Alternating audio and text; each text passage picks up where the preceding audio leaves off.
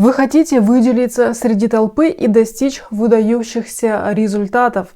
Тогда присоединяйтесь ко мне в этом видео, где я раскрою вам секреты, которые помогут вам стать лучшей версией себя в выбранной вами области. Чтобы разобраться в теме успеха, давайте затронем тему неудач. Ведь если не будет неудач и свободного плавания по течению, то останется только успех. В этом видео мы поговорим о важной теме, почему люди из дисфункциональных семей часто становятся неудачниками или чувствуют себя таковыми, и что нужно изменить, чтобы выйти из этого замкнутого круга. Да, неудачниками часто становятся люди именно из дисфункциональных семей. Мы разберем, как мыслят люди, которые часто терпят неудачи. Это поможет перестроить нейронные связи и научиться мыслить как победители. Меня зовут Юлия Ушакова, я психолог и психотерапевт. И сегодня я хочу поделиться с вами некоторыми мыслями и исследованиями на эту тему. Смотрите видео до конца, и в конце у вас появится полное представление о том, что такое неудачи и как выйти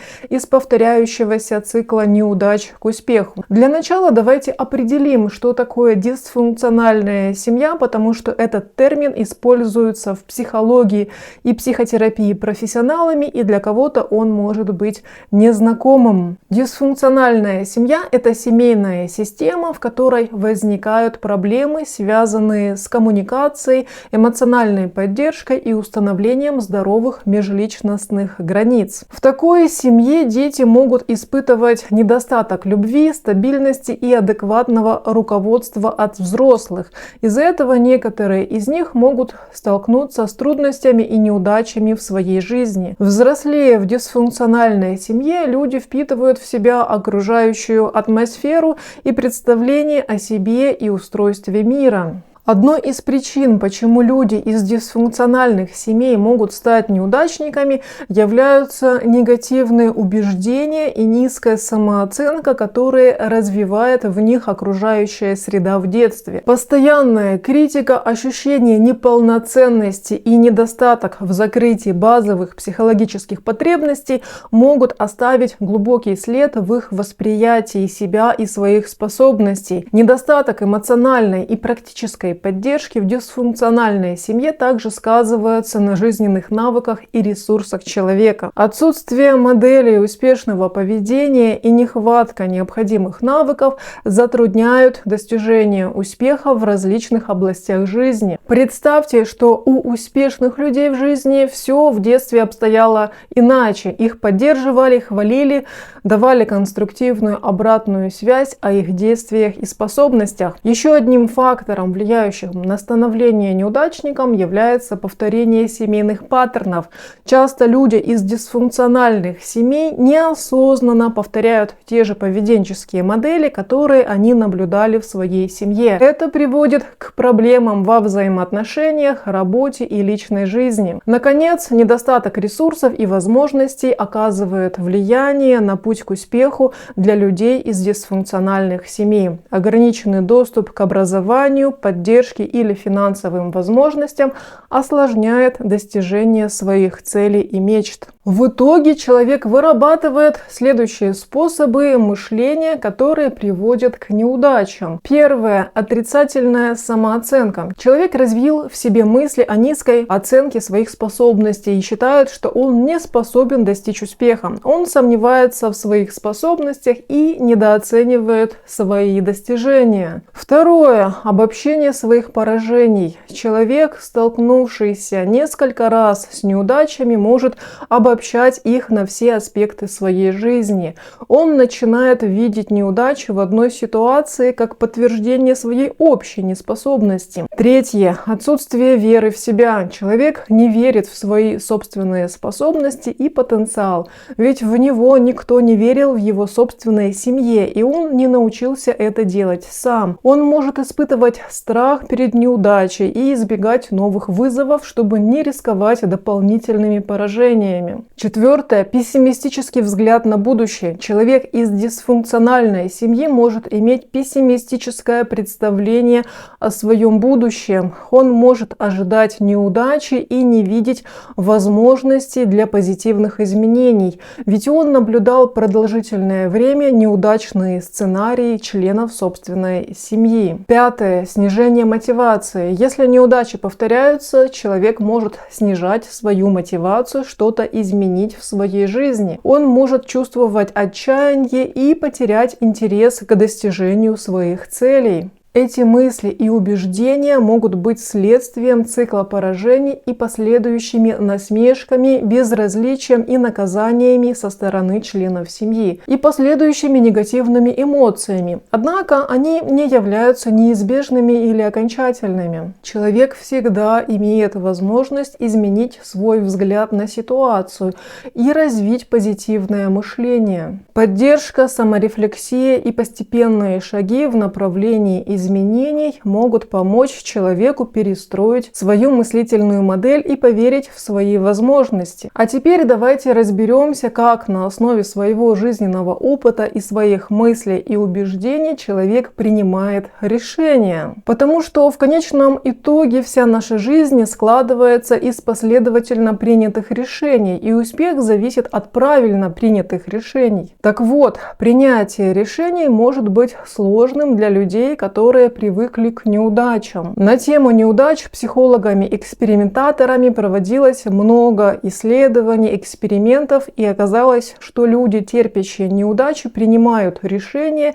используя одни и те же стратегии. Вот несколько типичных способов, которыми они могут принимать решения. Первое. Избегание риска. Неудачники часто избегают принятия решений, которые могут быть связаны с любым риском или неопределенностью. Они могут бояться сделать ошибку и испытывать тревогу по поводу возможных негативных последствий. Потому что у них нет навыка управления собой, а значит нет навыка управления ситуациями. Их ведь постоянно держали на тонком манипулятивном контроле или наоборот, был полный хардкор в контроле над их жизнью. Второе. Непосильные задачи. Достаточно часто неудачники берутся за очень сложные задачи, которые мало кто вообще может выполнить, и вполне закономерно терпят неудачу. Дело в том, что они заранее готовы к неудаче, и она для них становится закономерной в данном случае. Таким решением они как будто сами притягивают к себе неудачу, не так ли? Третье. Подчинение мнениям других. Вместо того, чтобы принимать собственные решения, неудачники могут склоняться, полагаться на мнение и советы других людей. Они могут считать, что у них нет способностей или достаточного знания, чтобы принять верное решение. Четвертое. Фокус на прошлых неудачах. Люди, считающие себя неудачниками, могут использовать прошлые неудачи в качестве основы для принятия решений. Они могут беспокоиться о повторении ошибок и стараться избегать действий, которые могут привести к неудаче. Они не ищут новых способов, они просто фокусируются на негативном опыте и избегают любого нового опыта. Пятое. Недостаток уверенности. Неудачники могут испытывать недостаток уверенности в своих способностях и своей способности принимать верные решения. Они могут сомневаться в себе и быть склонными полагаться на других, чтобы другие люди приняли за них решения. Если неудачники находятся в обществе других неудачников, то чужие решения будут способствовать новым и новым неудачам. А если они вдруг окажутся в обществе успешных людей, то их советы успешных людей направлены на элементарное использование ресурсов неудачника, который не уверен в себе. Шестое. Пассивность и отсутствие инициативы. Эти люди могут проявлять пассивность и отсутствие инициативы при принятии решений. Они могут ожидать, что другие люди или обстоятельства будут принимать решения за них. В итоге их объяснения своих результатов будут звучать так. Так сложились обстоятельства, мне кум порекомендовал так поступить. За меня все сделали родители. Это только некоторые типичные способы принятия решений, которые могут быть связаны с ощущением себя неудачником. Опять же, на эту тему проводилось множество экспериментов за последние десятилетия. Если обобщить, то люди, терпящие частые неудачи, в значительной степени отказались от управления собственной жизнью и отдали ее в распоряжение другим людям. Их использовали в детстве в своих корыстных целях их родители и другие взрослые. И во взрослой жизни они позволяют это делать теперь другим людям. Что же нужно перестроить в себе, чтобы выйти из замкнутого круга неудач и практически стать другим человеком? Кто-то скажет, что не так-то и просто изменить свое привычное мышление и поведение. А я скажу, что обладая большим желанием и решительностью, все возможно изменить. Вот вам инструкция, как вместо неудач начать получать выдающиеся результаты. Первое. Прекратите оправдываться. Забудьте о постоянных оправданиях и причинах, по которым у вас не получается.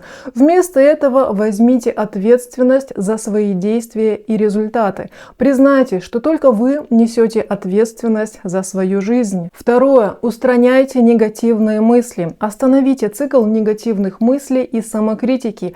Убедитесь, что каждый раз, когда у вас появляется негативная мысль, вы сразу же меняете ее на позитивную и конструктивную. Третье. Избавьтесь от страха. Осознайте, что страх только ограничивает вас и мешает достичь успеха. Не бойтесь неудачи, потому что она является неотъемлемой частью пути к успеху. Будьте готовы сделать шаг в неизвестность и преодолеть свои страхи. Четвертое. Прекратите сравнивать себя с другими. Просто забудьте о постоянном сравнении себя с другими людьми. Каждый человек уникален и имеет свои собственные пути и темпы развития. Сосредоточьтесь на своих собственных целях и прогрессе. Пятое. Развивайте позитивное мышление. Замените отрицательные мысли и самоограничения на позитивные утверждения и веру в себя. Учитесь видеть возможности и решения вместо препятствий и проблем. Шестое. Учитесь извлекать уроки из неудач. Вместо того, чтобы рассматривать неудачу как конец, используйте ее как урок и возможность для личного роста. Анализируйте свои ошибки, разбирайте их причины и определяйте, что нужно изменить в будущем. Седьмое. Встаньте на путь постоянного самосовершенствования. Не довольствуйтесь текущим состоянием, стремитесь к постоянному развитию и улучшению. Учитесь новым навыкам, читайте книги, развивайтесь как личность. Это поможет вам достигать больших результатов и преодолевать преграды. Изменение мышления – это процесс, который требует времени, терпения и самодисциплины. Не сдавайтесь при первом же случае, если у вас не получается себя перестроить сразу же. Будьте настойчивыми и стойкими в своих усилиях, и вы сможете преодолеть свои неудачи и достичь успеха. Не все люди из дисфункциональных семей становятся неудачниками. Негативные факторы могут создавать трудности, но не определяют вашу судьбу. Вы имеете силу преодолеть свою историю и создать успешную и счастливую жизнь. Если вам нужна человеческая поддержка на этом пути, присоединяйтесь к нашей психотерапевтической группе онлайн «Я и другие». Вы получите профессиональную обратную связь, сможете разобрать свои конкретные жизненные ситуации, выработать новые жизненные стратегии и получить поддержку от меня и других участников группы. У нас очень дружественная и приятная атмосфера в группе. Буду рада вас видеть на наших встречах. Ссылку с детальной информацией по онлайн-психотерапии вы найдете в описании к этому видео. Благодарю вас за просмотр. Если вам понравилось это видео, не забудьте подписаться на мой канал и оставить свои комментарии ниже. Если у вас есть вопросы или нужна поддержка, не стесняйтесь обратиться ко мне. До следующего раза.